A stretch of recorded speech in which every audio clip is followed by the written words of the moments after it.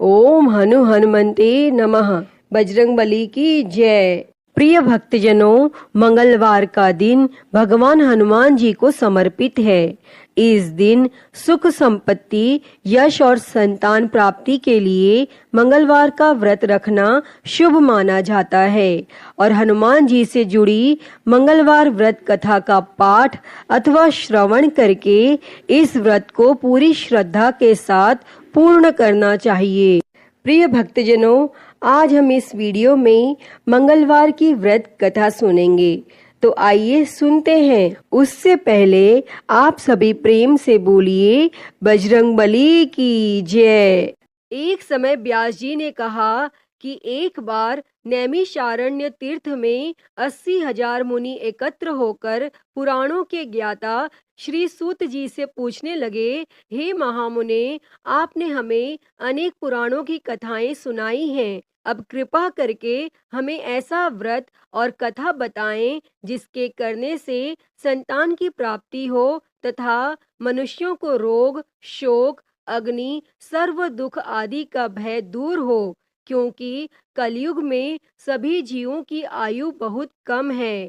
फिर इस पर उन्हें रोग चिंता के कष्ट लगे रहेंगे, तो फिर वह श्री हरि के चरणों में अपना ध्यान कैसे लगा सकेंगे। तब श्री सूत जी बोले, हे मुनियों, आपने लोक कल्याण के लिए बहुत ही उत्तम बात पूछी है। एक बार युधिष्ठिर ने भगवान श्री कृष्ण से लोक कल्याण के लिए यही प्रश्न किया था। भगवान श्री कृष्ण और युधिष्ठिर का संवाद तुम्हारे सामने कहता हूँ, ध्यान देकर सुनो।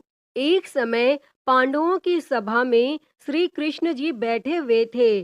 तब युधिष्ठिर ने भगवान श्री कृष्ण से प्रश्न किया, हे प्रभु, हे नंद नंदन गोविंद, आपने मेरे लिए अनेकों कथाएं सुनाई हैं। आज आप कृपा करके ऐसा व्रत या कथा सुनाए जिसके करने से मनुष्य को रोग चिंता का भय समाप्त हो और उसको पुत्र की प्राप्ति हो। हे प्रभु, बिना पुत्र के जीवन व्यर्थ है। पुत्र के बिना मनुष्य नरकगामी होता है और पुत्र के बिना मनुष्य पितृ ऋण से छुटकारा नहीं पा सकता और न ही उसका पुण्य नामक नरक से उद्धार हो सकता है। अतः पुत्रदायक व्रत बतलाएं। तब श्री कृष्ण भगवान बोले, हे राजन, मैं एक प्राचीन इतिहास सुनाता हूँ, आप उसे ध्यान पूर्वक सुनो। कुंडलपुर नामक एक नगर था। उसमें नंदा नामक एक ब्राह्मण रहता था और भगवान की कृपा से उसके पास सब कुछ था।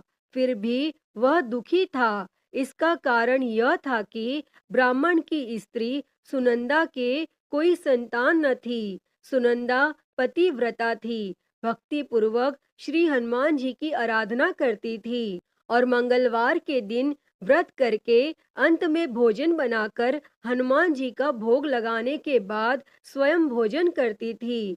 एक बार मंगलवार के दिन ब्राह्मणी गृह कार्य की अधिकता के कारण हनुमान जी को भोग न लगा सकी, तो इस पर उसे बहुत दुख हुआ और उसने कुछ भी नहीं खाया और अपने मन में प्रण किया कि अब तो अगले मंगलवार को ही हनुमान जी को भोग लगाकर अन्न जल ग्रहण करूंगी।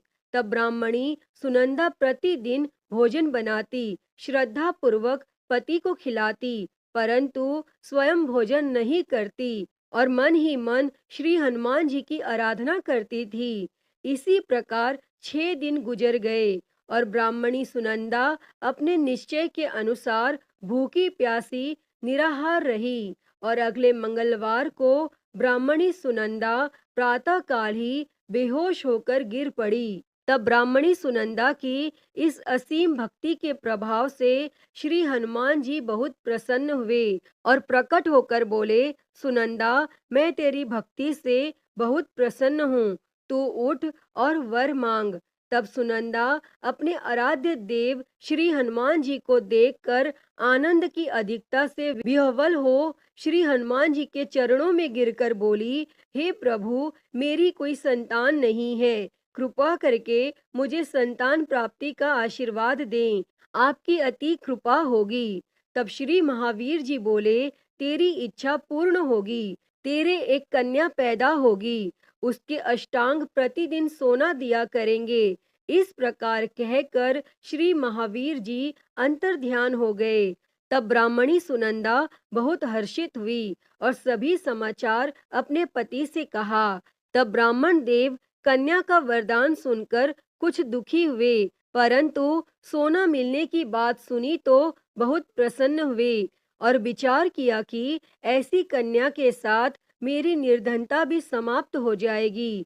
तब श्री हनुमान जी की कृपा से वह ब्राह्मणी गर्भवती हुई और 10वें महीने में उसे बहुत ही सुंदर पुत्री प्राप्त हुई। यह बच्ची अपने पिता के घर में ठीक उसी तरह से बढ़ने लगी जिस प्रकार शुक्ल पक्ष का चंद्रमा बढ़ता है। और 10वें दिन ब्राह्मण ने उस बालिका का नामकरण संस्कार कराया। उसके कुल पुरोहित ने उस बालिका का नाम रत्नावली रखा, क्योंकि यह कन्या सोना प्रदान किया करती थी। इस कन्या ने पूर्व जन्म में बड़े ही विधान से मंगल देव का व्रत किया था। रत्नावली का अष्टांग बहुत सा सोना देता था और उस सोने से नंदा ब्राह्मण बहुत ही धनवान हो गए। अब ब्राह्मणी भी बहुत अभिमान करने लगी थी। समय बीतता रहा। अब रत्नावली 10 वर्ष की हो चुकी थी।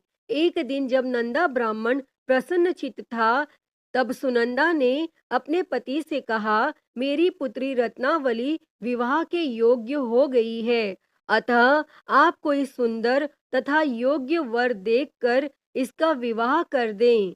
तब यह सुनकर ब्राह्मण बोला, अभी तो रत्नावली बहुत छोटी है। तब ब्राह्मणी बोली, शास्त्रों की आज्ञा है कि कन्या 8वें वर्ष में गौरी, 9 वर्ष में रोहिणी, 10वें वर्ष में कन्या, इसके पश्चात रजस्वला हो जाती है।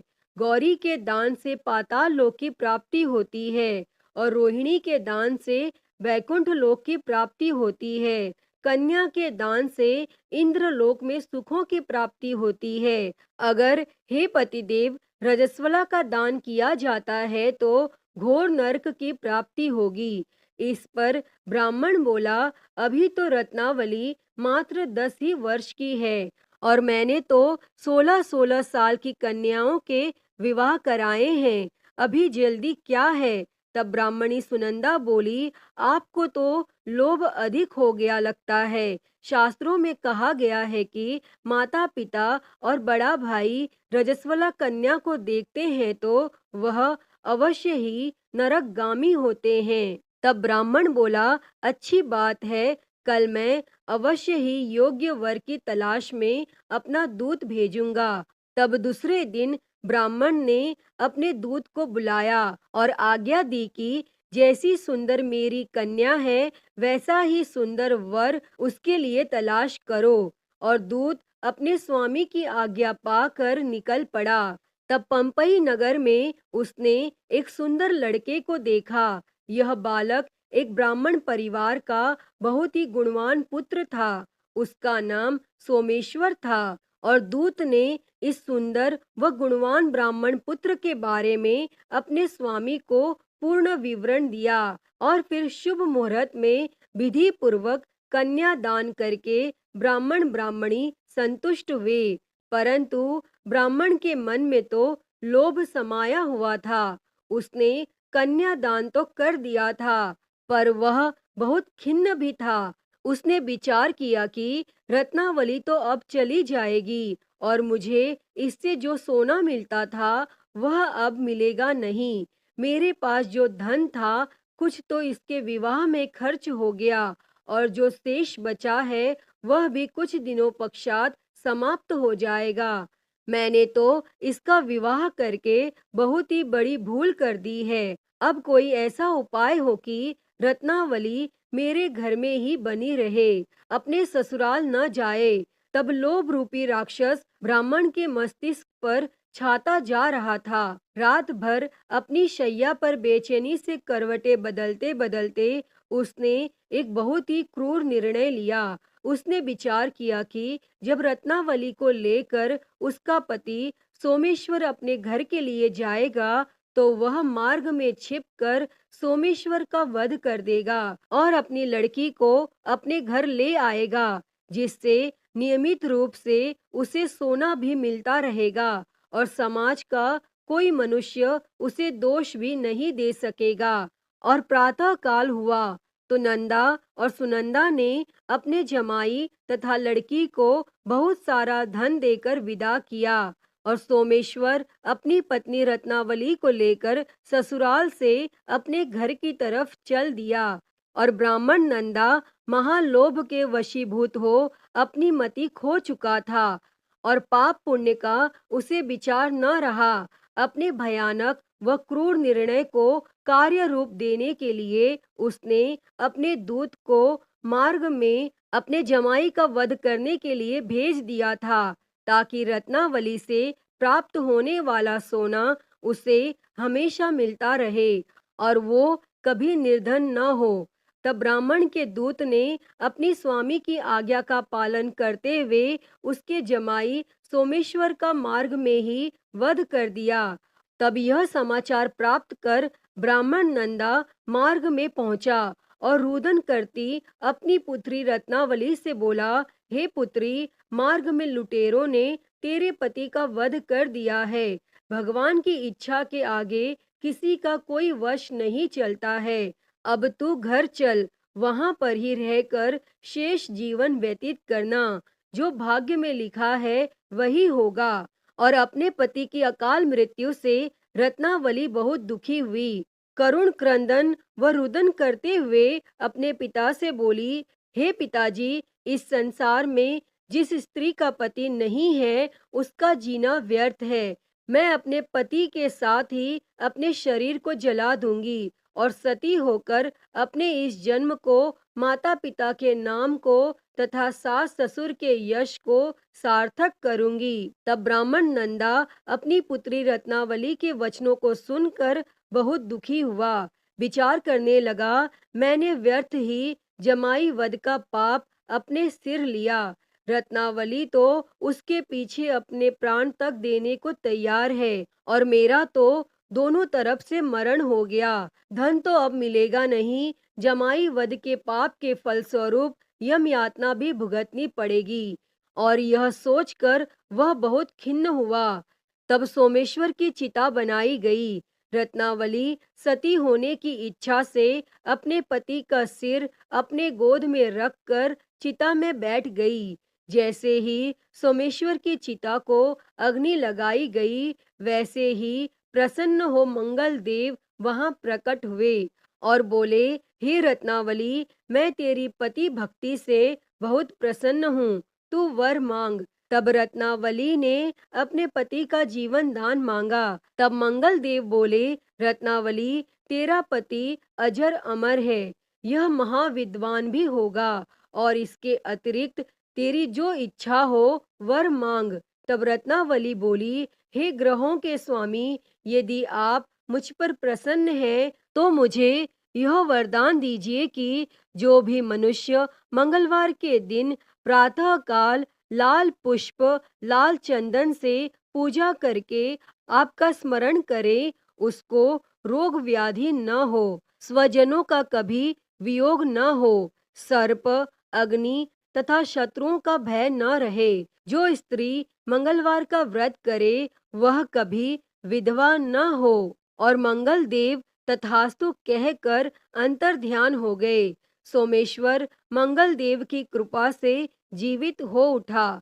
रत्नावली अपने पति को पुनः प्राप्त कर बहुत प्रसन्न हुई और मंगल देव का व्रत प्रत्येक मंगलवार को करके व्रत राज और मंगल देव की कृपा से इस लोक में सुख ऐश्वर्य को भोगते हुए अंत में अपने पति के साथ स्वर्ग लोक को गई। अतः हे मंगल देव, जैसी कृपा आपने रत्नावली और उसके पति सोमेश्वर पर की, वैसी ही कृपा इस कथा को कहते सुनते और हुंकारा भरते सभी पर सदैव करना। तो सभी प्रेम से बोलिए श्री मंगल देव की जय, श्री हनुमान जी की जय। प्रिय भक्तजनों, आइए अब सुनते हैं सभी मनोकामनाओं को पूरी करने वाली अगली कथा। कथा के अनुसार एक नगर में एक वृद्धा रहती थी। उसका एक ही पुत्र था। उस वृद्धा की हनुमान जी पर बहुत ही गहरी आस्था थी।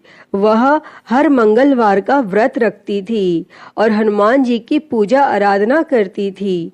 एक बार हनुमान जी ने अपनी उस भक्त की परीक्षा लेने की सोची और हनुमान जी साधु का वेश धारण कर उस वृद्धा के घर गए और पुकारने लगे कि है कोई हनुमान भक्त जो हमारी इच्छा पूर्ण करे। और यह आवाज उस वृद्धा के कान में पड़ी और वह पुकार सुनकर वृद्धा जल्दी से बाहर आई और साधु को प्रणाम कर बोली, आज्ञा महाराज। और साधु के वेश में हनुमान जी बोले, मैं भूखा हूँ, भोजन करूँगा, तुम थोड़ी सी जमीन लीप दो। और वह वृद्धा द्विधा में पड़ गई। अंततः हाथ जोड़कर बोली, महाराज, लीपने और मिट्टी खोदने के अतिरिक्त आप कोई दूसरी आज्ञा दे, मैं अवश्य पूर्ण करूंगी। तब साधु ने 3 बार प्रतिज्ञा कराने के बाद कहा, तू अपने बेटे को बुला, मैं उसकी पीठ पर आग जलाकर भोजन करूंगा। और यह सुनकर वृद्धा घबरा गई, परंतु वह प्रतिज्ञाबद्ध थी और उसने अपने पुत्र को बुलाकर साधु को सौंप दिया। और साधु वेशधारी हनुमान जी ने वृद्धा के हाथों से ही उसके पुत्र को पेट के बल लिटाया और उसकी पीठ पर आग लगवा दी और आग जलाकर दुखी मन से वह वृद्धा अपने घर में चली गई। और इधर भोजन बनाकर साधु ने वृद्धा को बुलाकर कहा कि उनका भोजन बन गया है, तुम अपने पुत्र को पुकारो ताकि वह भी आकर भोग लगा ले। तब इस पर वह वृद्धा बोली, उसका नाम लेकर मुझे और कष्ट ना दो। लेकिन जब साधु महाराज नहीं माने तो वृद्धा ने अपने पुत्र को आवाज लगाई और वह अपनी माँ के पास आ गया और अपने पुत्र को जीवित देखकर वृद्धा को बहुत ही आश्चर्य हुआ और वह साधु के चरणों में गिर पड़ी। तब हनुमान जी ने अपने वास्तविक रूप में प्रकट हुए और उस वृद्धा को भक्ति का आशीर्वाद दिया। तो सभी प्रेम से बोलिए, शंकर भगवान की जय हो, बजरंग बली की जय हो। आइए अब सुनते हैं मंगलवार व्रत की एक पौराणिक कथा। एक समय की बात है, एक ब्राह्मण दंपति की कोई संतान नहीं थी, जिस कारण वह बेहद दुखी थे। एक समय ब्राह्मण वन में हनुमान जी की पूजा के लिए गया और वहां उसने पूजा के साथ महावीर जी से एक पुत्र की कामना की और घर पर उसकी पत्नी भी पुत्र प्राप्ति के लिए मंगलवार का व्रत करती थी और वह मंगलवार के दिन व्रत के अंत में हनुमान जी को भोग लगाकर ही भोजन करती थी। एक बार व्रत के दिन ब्राह्मणी न भोजन बना पाई और न ही हनुमान जी को भोग लगा सकी और उसने प्रण किया कि वह अगले मंगलवार को हनुमान जी को भोग लगाकर ही भोजन करेगी और वह भूखी प्यासी 6 दिन तक पड़ी रही। तब मंगलवार के दिन वह बेहोश हो गई। तब हनुमान जी उसकी निष्ठा और लगन को देखकर प्रसन्न हुए और उन्होंने आशीर्वाद स्वरूप ब्राह्मणी को एक पुत्र दिया और कहा कि यह तुम्हारी बहुत सेवा करेगा। और बालक को पाकर वह ब्राह्मणी अति प्रसन्न हुई और उसने बालक का नाम मंगल रखा। और कुछ समय उपरांत जब ब्राह्मण घर आया तो बालक को देख पूछा कि वह कौन है। तब पत्नी बोली कि मंगलवार व्रत से प्रसन्न होकर हनुमान जी ने उसे यह बालक दिया है। लेकिन ब्राह्मण को अपनी पत्नी की बात पर विश्वास नहीं हुआ और एक दिन मौका देख ब्राह्मण ने बालक को कुएं में गिरा दिया और घर लौटने पर जब ब्राह्मणी ने पूछा कि मंगल कहाँ है, तभी पीछे से मंगल मुस्कुराकर आ गया और उसे वापस देखकर ब्राह्मण आश्चर्यचकित रह गया। तब रात में हनुमान जी ने उसे सपने में दर्शन दिए और बताया कि वह पुत्र उसे उन्होंने ही दिया है। तब ब्राह्मण सत्य जानकर बहुत खुश हुआ और इसके बाद ब्राह्मण दंपति प्रत्येक मंगलवार को व्रत रखने लगे। और जो मनुष्य मंगलवार व्रत कथा को पढ़ता या सुनता है और नियम से व्रत रखता है, उसे हनुमान जी की कृपा से सब कष्ट दूर होकर सर्व सुख प्राप्त होता है और वह हनुमान जी की दया का पात्र बनता है। अतः हे बजरंग बली, इस कथा को कहते, सुनते और हुंकारा भरते सब पर अपनी कृपा बनाए रखना। तो सभी प्रेम से बोलिए बजरंग बली की जय हो। प्रिय भक्तजनों, मैं उम्मीद करती हूँ कि आपको यह कथा पसंद आई होगी और अगर वीडियो अच्छी लगी हो तो इसे लाइक करें, ज्यादा से ज्यादा शेयर करें और कमेंट में बजरंग बली की जय लिखना ना भूलें। और हरिहर भक्ति चैनल को सब्सक्राइब कर नोटिफिकेशन बेल को जरूर ऑन कर ले। हर हर महादेव। धन्यवाद।